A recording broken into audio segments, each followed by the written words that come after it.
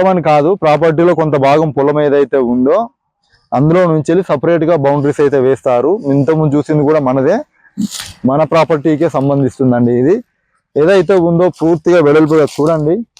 మంచి ఫ్లాట్స్ అనేటివి పెట్టుకోవడానికి అనుగుణమైన ప్లేస్ అండి ఇది. మంచి ఫ్లాట్స్ కోసము చూసుకోవచ్చు. మంచిగా వెడల్పుగా ఉంది ఫ్లాట్ అనేది ఏదైతే ఉందో, మంచిగా వెడల్పుగా ఉంది.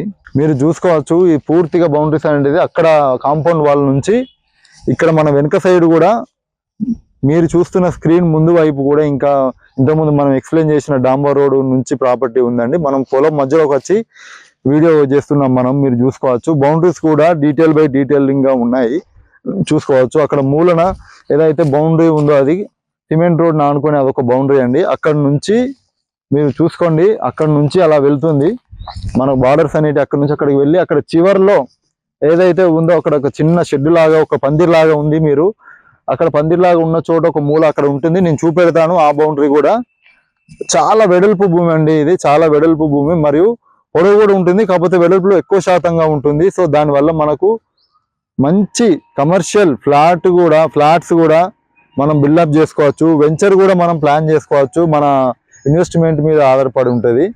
వెంచర్ కూడా మనం ప్లాన్ చేసుకోవచ్చు. చూసుకోవచ్చు మీరు ఒకసారి చూడండి. అక్కడ కాంపౌండ్ వాల్ నుంచి అక్కడ చివరి ఏదైతే పత్తి కనబడుతుందో అక్కడి వరకు అండి. మరియు అక్కడి నుంచి అక్కడ ఒడ్డు, ఇదంతా ఒకటే సెట్టు, ఒకటే దొయ్య అండి. అంటే ఒకటే మడి, 1 ఎకర్ బిట్టు మొత్తం ఒకటే మడి అండి. మనకు మళ్ళీ మనం ఏదన్నా రీకన్స్ట్రక్షన్